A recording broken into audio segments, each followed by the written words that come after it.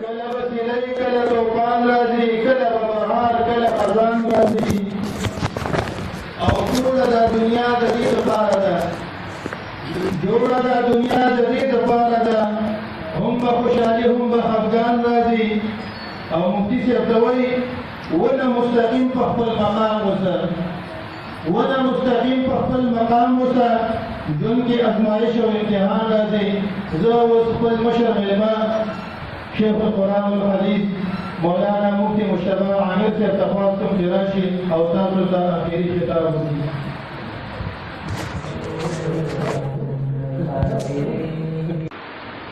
الحمد لله الذي بدأ بالنعم قبل استحقاقها وخص من شاء بمعرفة الأسماء وأذواقها وصلى الله تعالى على سيدنا محمد المتحلى بإيجاد الكرامات وأطوافها وعلى آله وأصحابه الذين قامت الملة العوجاء بهم وراجت أسواقها.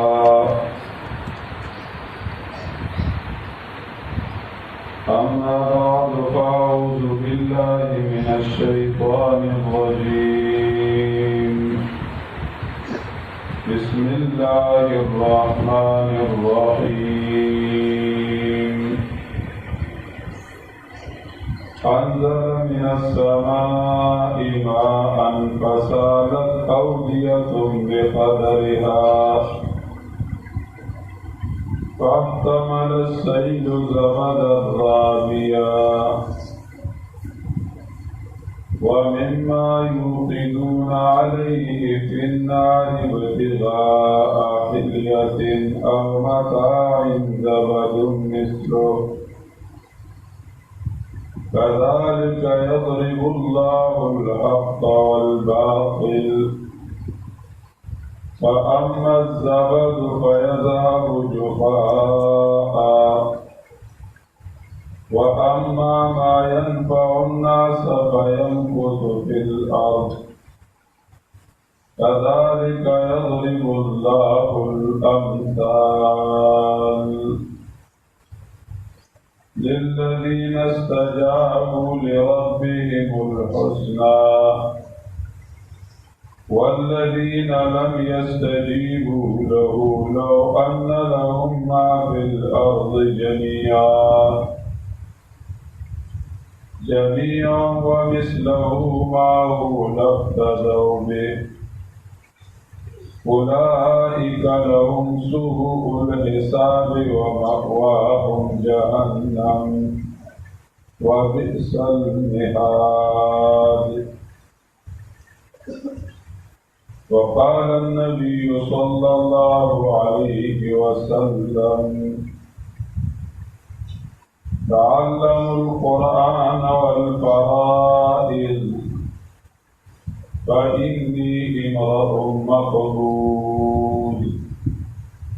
أو كما قال النبي صلى الله عليه وسلم. عزتمند و حاضرین ورونو په یو عجیبه نسبت زموږ او ستاسو ملاقات الله تعالی نصیب کړی دی چې هغه نسبت د قرآن کریم دی. ماشومانو قرآن کریم سره رسولو د هغې په تقریب کې او خوشحالۍ کې زمونږ او ستاسو ملاقات الله نصیب کړی. څوک په سیاسي جلسه کې یو بل سره ملو شي او ملاقات وکړي،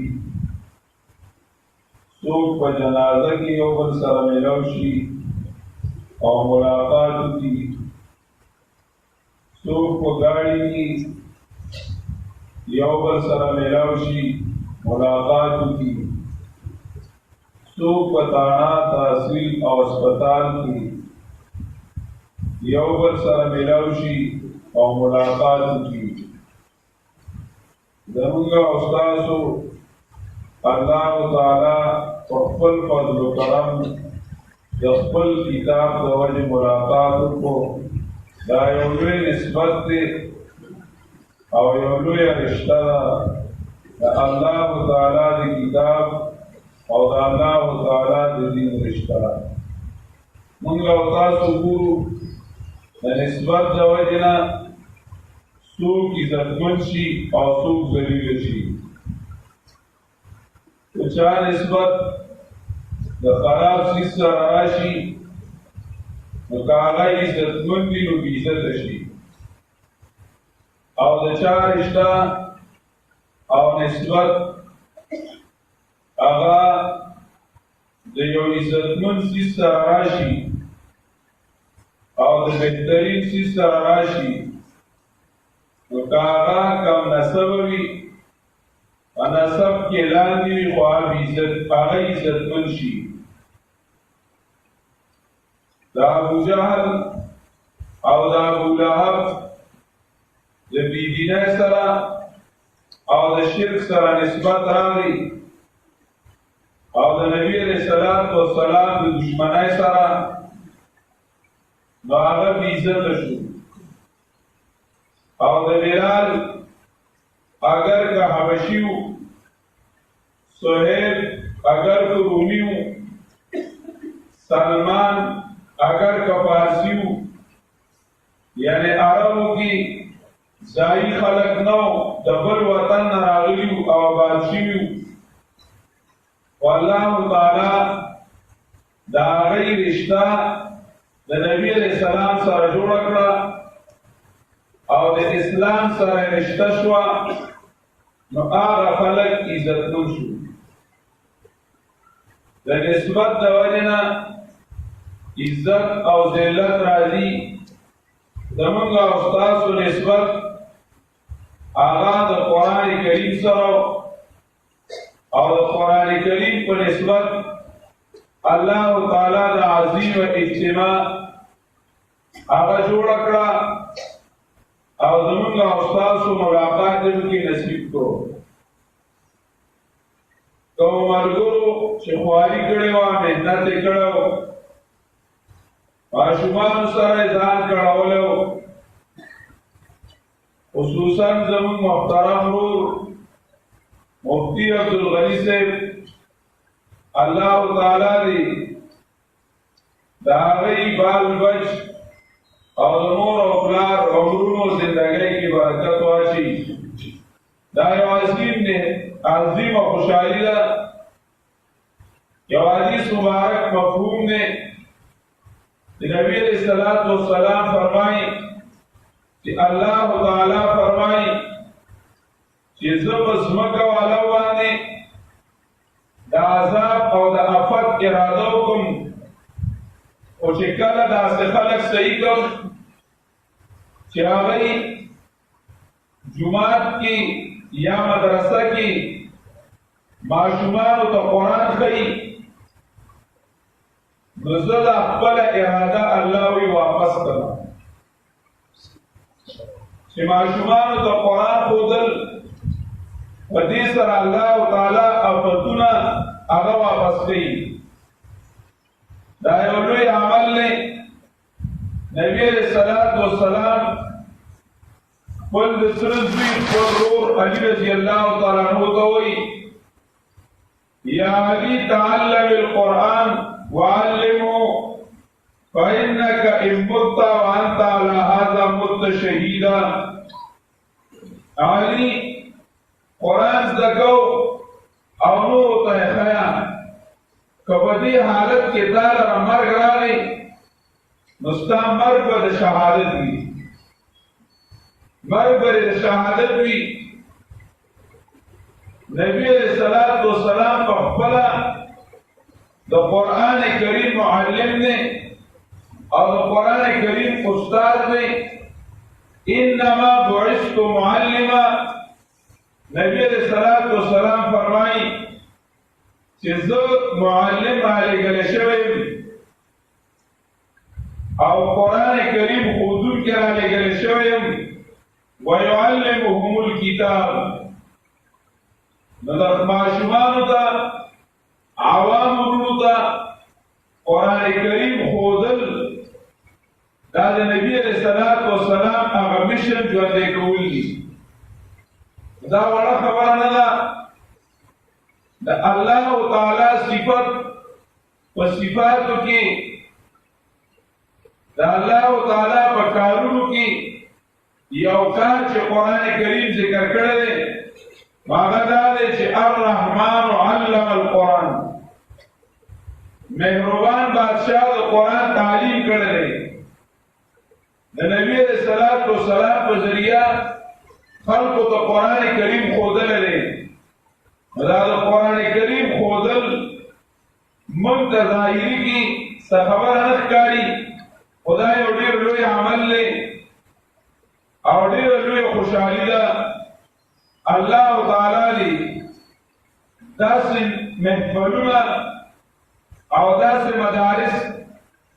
مدرسې او درسونه چې پای کې د قرآن کریم تعلیم او تعلم وي، د قرآن کریم زده کړه او ښودنه وي، الله تعالی دې دا نور هم زیات کړي. او الله تعالی دې زمونږ معاشره هغه قرآن خوانه خلقو لاس لور کړي او الله تعالی دې زمونږ کشر کل ټول قرآن خوانه او نیکان کړي. دویمه خبره ده چې الله تعالی دې د دې قوم او د دې خلقو د دې په څو چنده زیات عزت وکړي چې هغې زما د عاجز عزت وکړو او زما په سر د اعتماد لاس کېښودو. موږ مدرسو کې طلبا چې فارغ شي او ذمواري ورته حواله کوو نو هغوی ته پټکې په سر وو. دا د استادانو د اعتماد یو لاسي چې طالب ته پټکې په سر کړي چې تا ته ذمهداري په سر شوه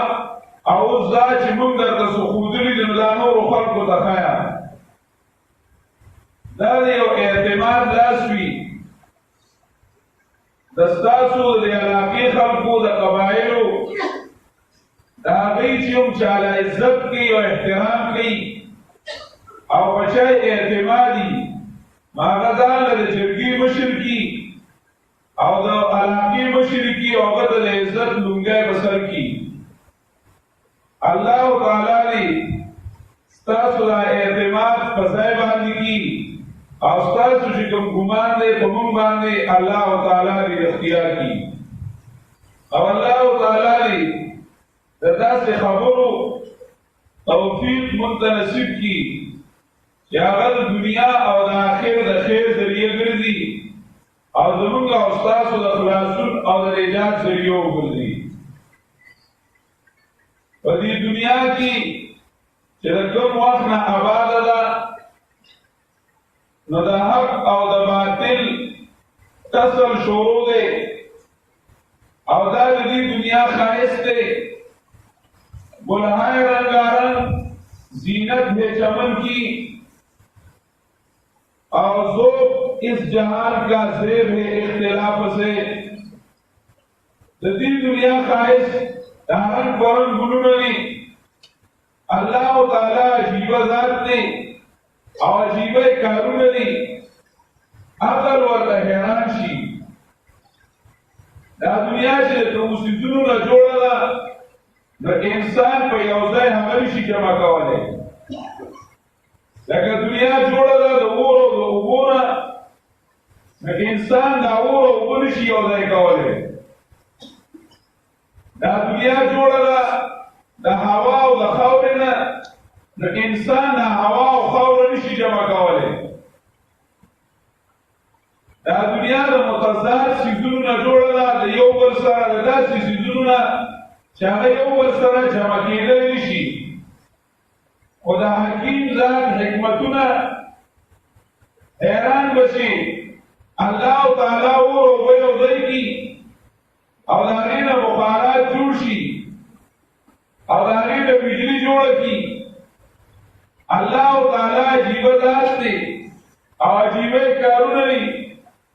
چې هغه یو ځای کوي نو د دې جهان د ترقۍ سبب ګرځي. په دې دنیا کې حق او باطل دا یو بل سره نه ګډېږي، خو دې دنیا کې الله جمع کړي دي، د دې دنیا کې ښایست دی. نو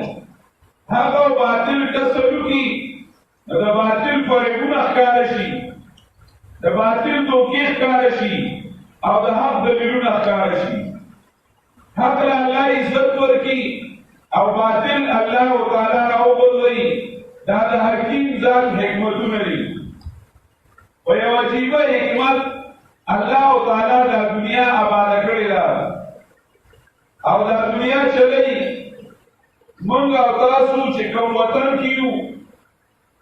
نو دې وطن ته هندوستان ویل کېږي، که هغه پاکستان او که هغه انډیا بهارت او که بنګلادیش نو دې ټولې حصې ته به هندوستان وي. هند ورته په عربۍ کې وي او بر صغیر پاک و هند دا یې ورته تاریخ کې وي. دا یو تاریخي ځمکه پاتې شوې ده. په دې ځمکه باندې مولانا لوی سردار محمود غزنوي رحمه الله تعالی تیر شوی دی. د محمد ابن قاسم رحمه الله تعالی نه وروستو د دې ځمکې حالت بدل شو. هغه چې کوم اسلام راوړی اولنۍ د ځمکې د اسلام محمد ابن قاسم رحمه الله تعالی راوړو. د حجاج ابن یوسف په وینا باندې او د ځمکه چې وه دا په اسلام آباده شوه. د هغې نه وروستو باطل پرست هغه زیات شو، باطل تحریکونه زیات شو. چې کومه ډیوه محمد ابن قاسم رحمه الله تعالی بله کړې وه هغه ډیوه په ترکیدو باندې شوه، هغه په مړه کېدو باندې شوه. ځای په ځای به چېرته مسلمان راوېده هغه اسلامي راج هغه ختم شو. محمود غزنوي رحمه الله تعالی د خراسان بادشاه هغه په دې طرفونو حملې شروع کړې. دا ټول علاقې چې دي نو په دې باندې هغه تېر شوی دی. په دې علاقو به راته په مهمندو به راته او په باجوړ باندې راته په سوات باندې تللی دی او په پېښور باندې او په دې علاقو به هغه فوج لېږه او د هندوانو نه به د علاقې قبضه کولې او په مخ کې وته تر دې چې هغه دهلي قبضه کړو او دا ټوله علاقه هغه قبضه کړه. په ملتان باندې جنګ وکړو، په دې ټولو علاقو باندې جنګونه وکړل، لاهور باندې، ملتان باندې او دا علاقې د هندوانو نه قبضه کړې. او په دې علاقه د نن نه تقریبا 1200 کاله مخکې هغه تېر شوی دی. او هغه چې کوم دی نو په دې باندې اسلامي نظام قائم کړو. د 9 صدۍ عیسوي نه تقریبا 1850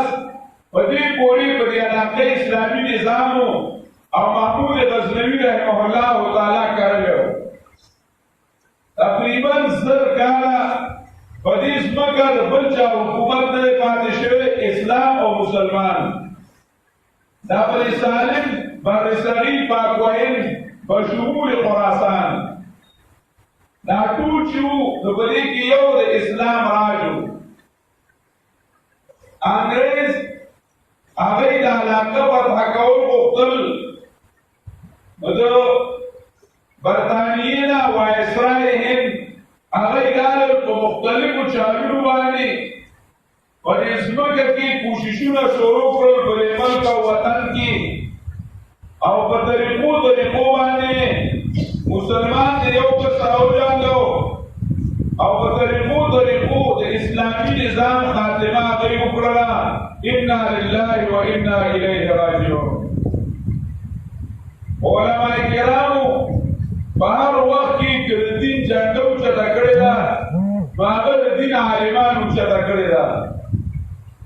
عالمان زمون د سر تاجونه دي،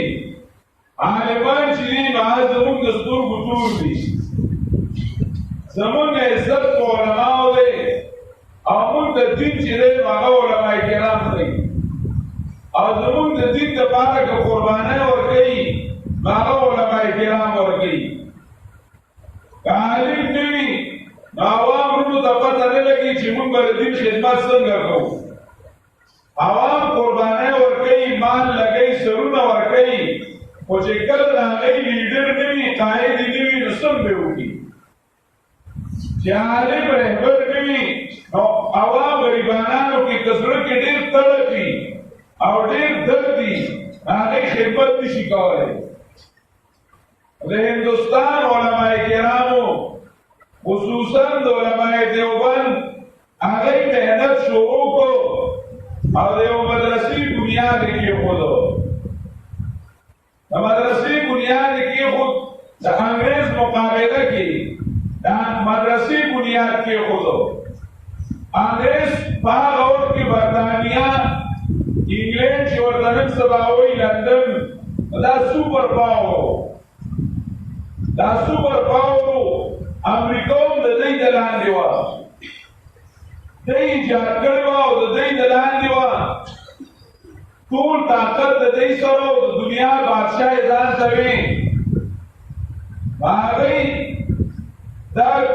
میشن شروع کړو چې موږ به اسلام ختمو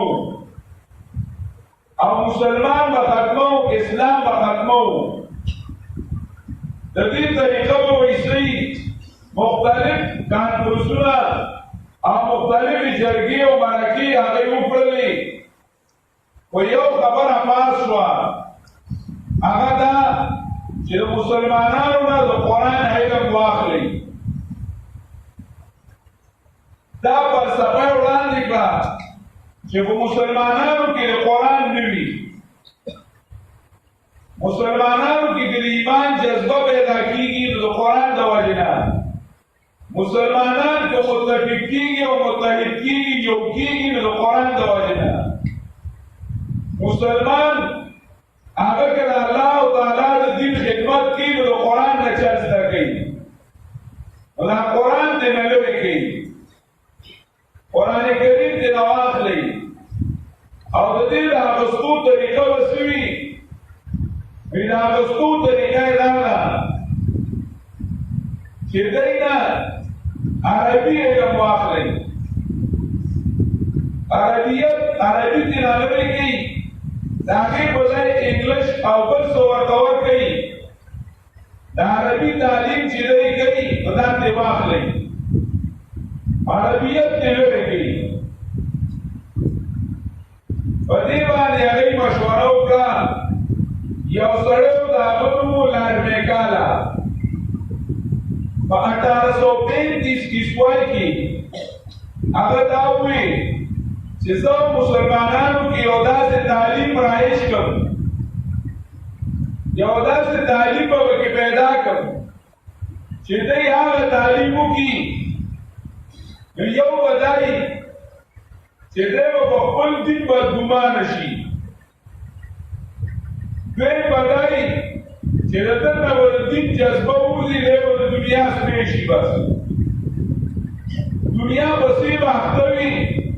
او د دین دپاره به پکې جذبه نه وي او د خپل دین نه به ناپوه وي. الټه لا دا چې دی به په ظاهر کې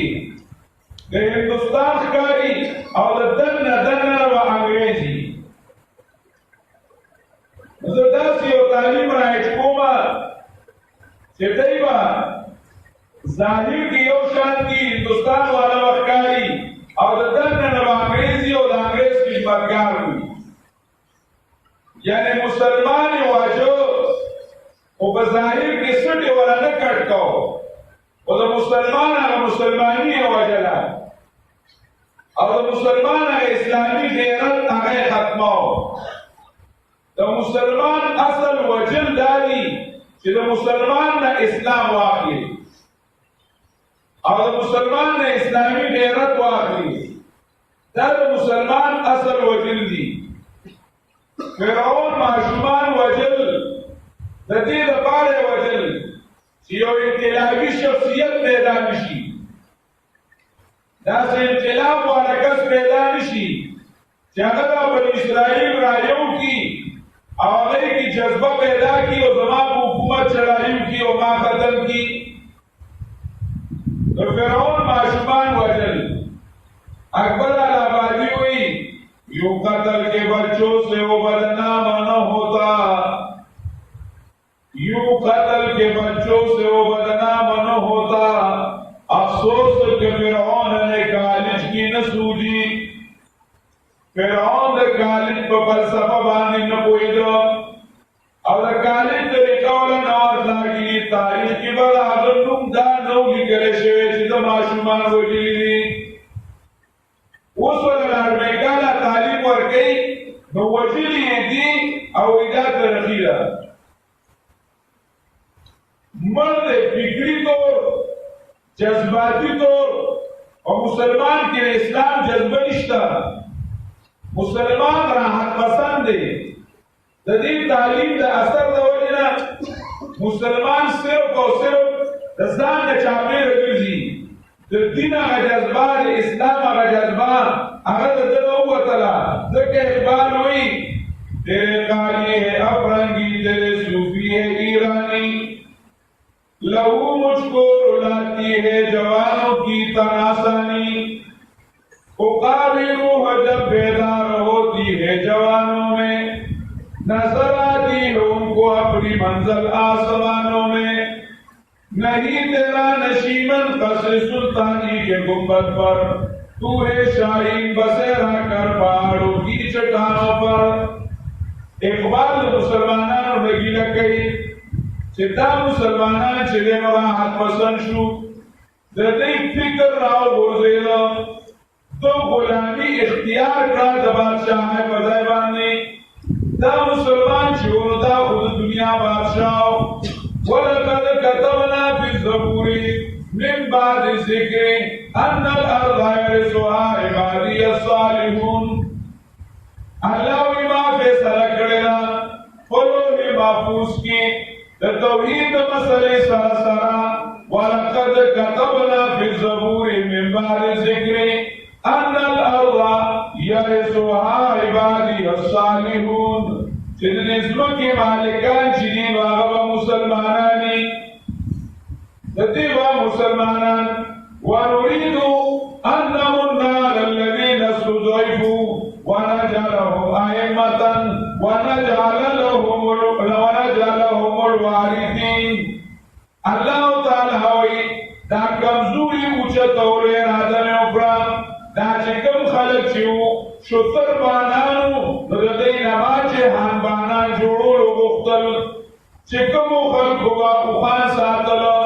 او هغوی به اوزانو دا سرونه ښکته کول، هغوی به د ګټو نه حاجتونه غوښتل، هغوی به یو طرف ته او بل طرف ته د ګټو نه او د مړو نه طوافونه کول. دکه خلک به الله وایي اراده کوم چې دا اوچت کړم او د ځمکې بادشاهانې کړم. دا چې کوم اوښان سروونکي دي نو دوی به سبا انسانان سره یو. دا چې دي نو دوی له زه لوی مقام ورکول غواړم. د هغې لوی مقام دپاره الله قرآن او اسلام رالېږلی. مسلمان الله تعالی اوچتوي. مسلمان بادشاہ دی. نو د دې معمولي غوندې تعلیم د وجې نه د دې باندې نه پوهېږي چې دا د غلامۍ تعلیم دی. د هغې د وجې نه دی غلام شو. د الله رب العزت د دین تعلیم یې پرېښود، د الله رب العزت د دین علم یې پرېښود، د الله رب العزت دین د هغې خدمت هغه یې پرېښود. هغې ته اوس ترقي وي. لارډمیکاله چې کومه خبره کړې وه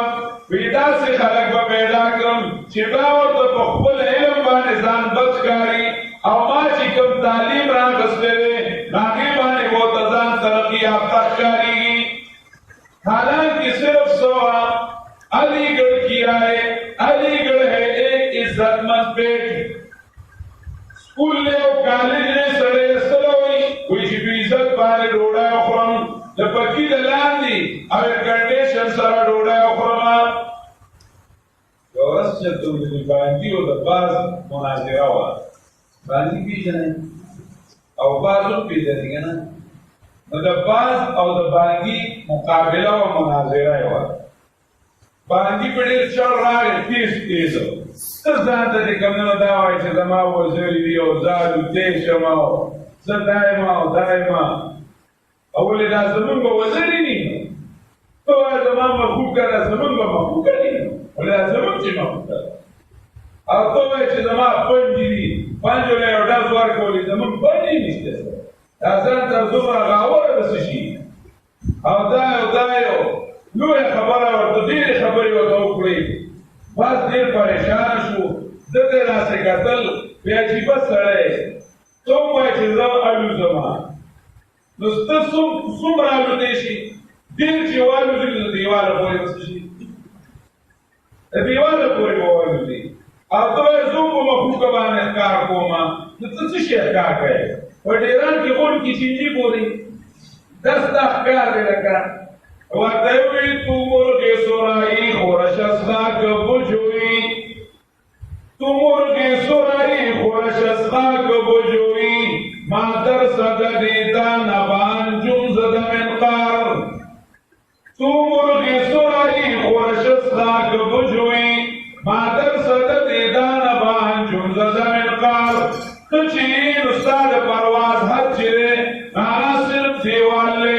او ستا ښکار چې دی نو هغه ډېران کې ګندګۍ کې مخوکه وهلې، او زه چې کله ښکار کومه نو زما پرواز چې دی نو هغه تر ستورو پورې دی، زه مخوکه د ستورو سره لګومه. زما او ستا د پرواز ډېر فرق دی، ډېر فرق دی. نو یو سړی کالج ته روان دی، په هغه فالج لګېدلی دی، هغه د انګریزو د لارې بېکاره تعلیم کوي. د ده منډه صرف او صرف د دې پورې ده چې ما ته تنخواه ښه میلاو شي او ډوډۍ ښه وخورمه او ګاډې مې ښه وي او بنګله مې څه وي. بس دا معمولي تر دې پورې ده. یو سړی روان دی مدرسې ته او قرآن کریم راغستی دی، د الله رب العزت کتاب یې راغستی دی، د الله رب العزت د دین دپاره روان دی، د الله رب العزت د دین دپاره روان دی. د قرآن کریم راغستی دی، د ده نه تپوس وکړه چې څه کوې،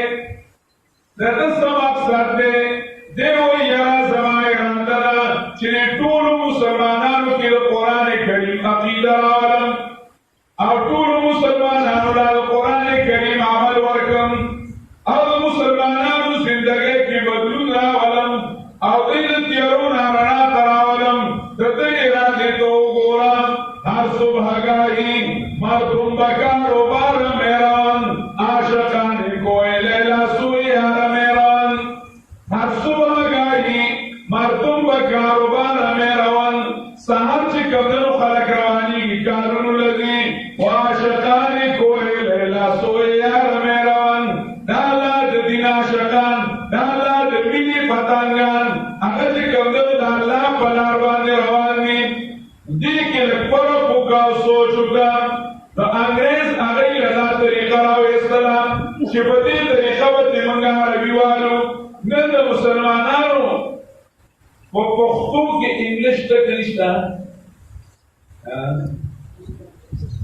پښتو کې موږ او تاسو په شړ غوندې پښتانه یو، خو زموږ په کورونو کې تر ته انکل ویلې کېږي که نه ویلې کېږي؟ نه ویلې کېږي. هغې لکه روندارې ته او یا چې کومدنو د تره ښځې چاچي ته انټي ویلې کېږي که نه ویلې کېږي؟ موږ ولې مور ته ماما پاپا نه وایو؟ دا په زبان قال په خپله ژبه دا ګواهي ورکوي چې زه د انګریز غلام یم، ځکه زما د هغه ژبه خوښه ده، زما د هغه خبرې خوښې وي، د هغه په کلچر کې ترقي ګڼي، د هغه اخلاقو کې نن سبا د نت او د فلمونو د وجې نه سیګرټ والا چې سیګرټ څکي نو څنګه یې څکي؟ هغه شانتې څکي چې کوم باندې انګریز په کومه طریقه سیګرټ څکي. که هغه داسې نیولې دی ما په شان څکي. په موټر سایکل باندې چې کیني نو د چا په شان کیني؟ د دا انګریز په شان دي چې هغه څنګه چلوي نو دی هغه شان دي چلوي د ده طریقه د جینکو نه تاسو ته په فلمونو کې چې څنګه جامې جوړې ویني نو هغه شان دي جامې جوړوي هغه شان دي جامې جوړوي وَزَمِتُمْ نَصَارَاتُ تَمَدُّنْ میں ہنود شور ہے اقبال وہی شور ہے کہ ہو گئے مسلمان نابود میں کہتا ہوں کہ تیری کئی مسلم موجود کوئی شور دے ہوئی چیرہ مسلمان تباشو بیزدہ خبر اکون کہ مسلمان چه دشتے ہوں ما خود دوربین کیوں کتر خود مسلمان کو چه دشتا وَزَمِتُمْ نَصَارَاتُ تَمَدُّنْ میں ہنود یہ بھی مسلم ہے جسے دیکھ کے شرمائے یہود کوئی ستا شکل و شباہت بود فرنگیانو دے ولا انگریزیانو دے ستا ناس تا پاستا ستا خم و خادی و رواج پول چی دن آغا دین دوانو دے بیدال مسلمانی چی یہودی و تو بورین آغا و تو ایدل یہوزویا دومرا نقل چل خمال امنا راتا لحتالے چی سن دے سی داتا خود مالا سے ٹک پر ٹک نقلو کو چی مالا دا سے چل پپلا نراتا چی تالا زمان طریقہ سنگا پلا دا آغا اثرو زمان نئی قرآن کریم آغا واغستو داگی بزای منگل انگلش پلاسو کے راکو دا دین یرک انگلش کی وائیو از کل وائیو وائے زر دنیا دا ویگا دا پی خود صرف دا فریاد خوکاولشم کانا چه قرآن دی ولی پریخو قرآن دی ولی پریخو دا قرآن دی دنیا عزتو دا قرآن دی دا آخرت عزتو دا یو مشن شورو دا دی مقابلہ کی علماء دیوبند مولانا محمد قاسم نانو طوی رحمہ اللہ تعالی آدھو مشن شورو کو آدھوی لارنے کالا ہوئی چیزوں با دا سے خلق پیدا کما چاہاں با ظاہر کی پاکستانی و ہندوستانی پر نصب با پاکستانی ہوئی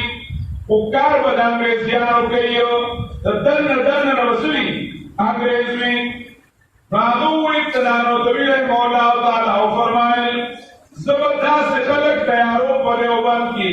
چپا نصب با ہندوستانی ہوئی و شکل با ہندوستانی ہوئی خود دن و مدینے والوی مدنی بگی زبردست خلق پیدا کوما داغ مدارسو داغی رنا دا پا منبانے ہو لگی دلا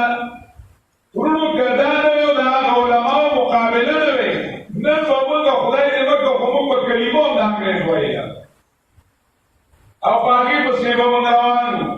اگئی غمیشن شروع کو پاری کیو داغو رنبانے شاگر انار بوتے ہو کسی شی بوتے ہو انار او دا انار دا بوٹی دلان دے استاز کیناس تو او شاگرد ورطا کیناس یو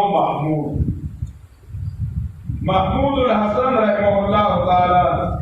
چه رستو آگه لک نمو کرده آگه طالب آگه چیری نمو کرده شیخ الهند نم آگه کرده آگه طالب وطا کیناس آگه دینا سبق شروع کو بعد استاد حلالی شاگردو آگه مشن آگه روان کو تردی چی آگه استاد تقریباً پینزور یاو یادا اتیاو کالو عمر کی انگریزیانو جیل کو او مالٹا دیولے کو تورو بو دیولے کو بلیک وائٹر تورو بو دیولے کو ادو او مولانا زیرگل سے رحمہ اللہ تعالی شیرگر دائی چی گبدنو جیل دا بوتل دا جیل نا چی واپس تناغی دا شیخ الہند رحمہ اللہ تعالی مدرسہ کی ناس دے لول بی علماء شیوخ اگو تناستی بی حضرت پجیر کی رسس دکرل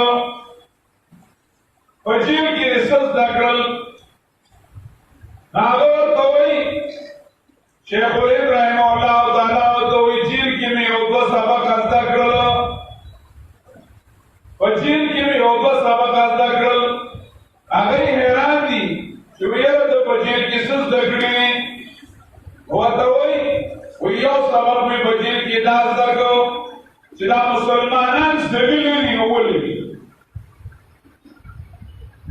بیدی وجہ میں یو معلوم اکڑا کہ مسلمانان قرآن مجید پہ خود لے دیں پہ خود لے دیں کنا نا پہ خود لے مجھ سے رسول روایو کہ من قرآن مجید ناظروں ہوئیلا بس مسلمانان قرآن کریم پہ خود لے دیں دویم چی کم دنو دارے کہ مسلمانانو خپل میاس کی جګړې شروع کړې او دشمن تیرا پاتې شوی دی دشمن تیرا چې کوم دی نو پاتې شوی دی هغه دشمن چې دی نو هغه هېر کړی دی چې اصل دشمن دی نو هغه تیرا هېر دی او خپل میاس کې یو بل سره جګړې شروع کړې حضرت سے وہی د دې علاج لري چې زما د نن نفس عزم دی د نن نفس زما عزم دی چې زما وړې وړې مدرسې جوړوم کلي په کلي او باندې کې به ماشومانو ته د قرآن کریم خدمت کومه په کلي په کلي به مدرسې جوړوم هغه ورته مکتبونه وي په هغه وخت کې چې باندې کې به ماشومانو سره د قرآن خدمت کېږي ناظران کچا ناظر زده کړه نو هغه ته حفظ که څوک حفظ نشي کولی نو هغه ته ترجمه د قرآن کریم او په جیل کې د هغې دپاره ترجمه ولیکله فواید عثمانیه سره شاعره په جیل کې ترجمه ولیکله او مولانا زیرګل صاحب ته یې وویل چې ما دا ترجمه لیکلې ده او اوبه دي او کشتۍ دي او ډېر اوږد سفرونه دي یو ځای کې کشتۍ ډول شوه نو هغه پاڼې یې د وزیرګل مولوي صاحب په سینې پورې وتړلې چې وزیرګله ته ځوان یې او زما پته نه لګي چې ژوندی پاتې شم نو که ته ژوندی پاتې شې او بچ شې نو دا پاڼې ضایع نه کړي او دا به شاعر کړي او چاپ به یې کړي خلکو ته په اردو کې ترجمه او په هغې کې ولیکل په آخره کې دیباچه ده په آخر کې ولیکل وی روز قیامت ہر کس دارت باخوی شمل نامم روز قیامت ہر کس دارت باخوی شمل نامم من نیز حاضر میں شوم تفسیر قرآن دربال قیامت قورت بہت جا سر عمل نامی وی رجسٹری ہوئی پلا مرم پیش گئی مارد چی اللہ ہوئی اے محمودہ صدر ہوئی فیضب و اتام چې الله ماری سندري راوړي خو ستا مخلوق ستا په قرآن باندې نه پوهېده په عربی کې ما ورته قرآن مجید په اردو کې کړی چې دی کې څه شي زما به دا عملي من نیز حاضر می شوم تفسیر قرآن در بغل هغوی شروع کړلې هغه مکتب بیا یې دا ووایي چې مسلمانان غریبانان دي غریبانان دي دا مدرسې به چلېږي څنګه قاري صاحب به ټوله ورځ ناست دي او خلکو ته به سبق ښیي نو د ده د بال بچ به څه کېږي د دې استاد به څه کېږي د هغې دپاره هغوی یو تحریک شروع کړو د هغې نوم و چپ کېږي تحریک او د هغې باندې بیا کتاب ولیکلی شو چپ کېږي حقیقت د چونډۍ حقیقت او د چونډۍ زور چې ویستان زنانه چای پخوي نو چیني چې اچوي نو یو لږه دومره غونډه چیني دي جدا کړي چې دا د مدرسې چې سالن پخوي نو غوړي دي دومره غونډه کې جدا کړي چې دا د مدرسې وړه لګي نو یو پټې وړلې جدا کړي چې دا د په هر یو څیز کې د حصه د مدرسې ومني نو هفته بس په سړی وګرځي او د دې نه به دا سره راټول کړي نو په دې باندې به مدرسه چلو په دې باندې به مدرسې چلو او د هغې نه لوی لوی علما پیدا شو لوی لوی علما پیدا شو د هغې تحریک نه لوی لوی علما پیدا شو د هغه تحریک یو غړی مولانا حسین علي نور الله مرقده د شیخ الهند رحمه الله تعالی ملګرو ګنگوي رحمه الله تعالی د هغه شاګردو مولانا حسین علي نور الله مرقده شاهنور شاه کشمیری رحمه الله تعالی ته چاته تللو ورته ویل چې چې موږ د چا سره بیعت وکړو، د چا لاس نیو وکړو، د چا په لاس کې لاس کېږدو. شار و شاکشمیر مولا کا عجیب جواب راوڑے گو بھی پنجاب کے لیے ہم نے مولانا حسین علی کو چنا ہے، اس کے ہاتھ میں ہاتھ رکھو. پاکستان اور پنجاب دوبارہ مولانا حسین علی انتخاب منکر ہے، اگر انت دخل ہے بردانگو پلار باندے روان شئی اور آگت ریتق پلک گئی. مولانا حسین علی نور اللہ مرتدول میں آوالیو آگا دفتر تو قرآن کریم دا خودر شروع کرل او قرآن کریم خلق تخو آگی چنینا او آگی سیل اللہ تعالی مختلف خلق بوتلو او قرآن کریم بیانو چل چانا لاکار قصدون اللہ تعالی تکی بوتل مولانا حسین علی مولا تعالی بشاگردان کی شیخ القرآن رحمہ اللہ تعالی لے پڑھ گیو عامر دیوبند مشر آواز او دیوئے چی زمان ارمان داری چی لپختون بچے قرآن خوانشی بس زمان اور ارمان نشتا و مردان کی دیسی کینو لوی علماء خلاف کو اگر یو طرف تناستی دے آواز بل طرف تناستے آڈیسیو تو ہوئی بیدا مولیاستا خلاف کی آواز سر گفو لگو بیدی کی مولا کم دے بیدی دیو خبر سند راوی دا آبو بخوانی مولیانو سندون چطو جماعت کی بسبب چطویلے و کاند و کدوری آواز یا بیمامتی کولا آغای بوتویم سند نشتا بیدا کدی مولیان انہی و قرآن مجید دیو سورت خلاصہ لماتو ہوئی چیتی صورت دانا چھوڑ لے بلانڈوئی لتاوام دیکھی ہوئی دا آئی تا غریبانان تسی پتاوام بیاو تاقی ہوئی ویارا دے چستوئی منگے منو مولیانو دیسی توی ویدے چستوئی منگے منو خو یو مطالبہ زمانگو منی فکر کوئی قرآن یو مطالبہ زمانگو منی بیسو بیدے جوامو تا قرآن نخیر بیامیانو تا دی قرآن نخی بیدے امیانو تا قرآن نخی نخی بیامن کو سراشی من کوشی دے یا سو ترجمہ را بیمون لبیانا را دی او بیاوشی دے یا کداوی او تداوی دے یا کداوی تداوی من کو بیشتا تکیبو تو دے دی عوامو تا قرآن نخی حدیثی شیخ قرآن تا ہوئی بیدایو کو سنوالی سے تو مانا کنا ابو تا جام خون پتا رہے کنا بیدے ہوئی چامیان سے من کو خریدی من کو بسوارے دینا تسلزونا اور ازو تام جدا جنت اللہ لوگی بھی ہوا پتہ کلار برانا کشیری نظری دا عوامو بسر بانے جان کھاؤ دا عوامو مال میں زائے ہونے لگی عوامو تا دینو خود لشی قرآن بتاو خود لشی اور دی دمخ ترانا راشی دی دمخ ترانا راشی دا اللہ تعالی احسان او فضلو آگا محنت شروع کو اور خلاف یوسو برس کی دل واقع تردیب و راولت چدن بشڑو علاقوں کی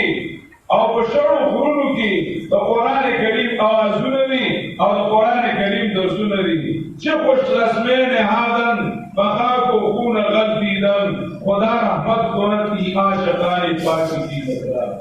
اللہ تعالیٰ نے قبرون مرور کی اور چکل وفات کی دور وسیعت اوکو زمان مرگ دانے چتاسو کما خواہ ویوارا ہوگی زمان مرگ دانے چتاسو قرآن پر دیو چتاسو قرآن کریم پریک دی زمان آمارک دی انہوں کمونگا و تاسو دی قرآن نا غفلت شروع کو او غفلت کمونگا دی قرآن کریم نا قل بچی اولاد اگر قرآن کریم تنیس دیکھو دا یاد والا چی اب کا انگریز او دا انگریز بچی او زمون کو کور کے پیدا کی زمون کا اولاد بھی انگریزیان بھی او کمون دا بچی با رسول را اصل او قرآن کریم سرم وابستہ کرل مصیبت داری چی من دواری یرا که مدرسه کی داخل کو نبیا بده سخ ہوئی دا زمون کا تفوسو کا جسخ ہوئی مو باید خدای و بیجی کو بکالا زمون استاد دیر کبیره حکیم لطلیو لخان نازل سے حکیم لطلیو آگوان دوائی ورکوالا پیدا دوائی با مولی سے سے پلو کا باندې پړي هغه ته دا ریکارډ کا دا مال مرا کو ویولي ویولاو کېږي نه به تو چې دا پلو کا پروزو کېږي ګوانا مال رمړې کوي دا کوا دا لیدلې د دنیا تاریخ لیدلې علماء کرام ناس دي چې عالم نه مړه د وایي مرشوي د خودلو کې د وایي نه مرشوي څنګه دا امام نسائی چې وو نسائی والا امام نسائی نو مړه د وایي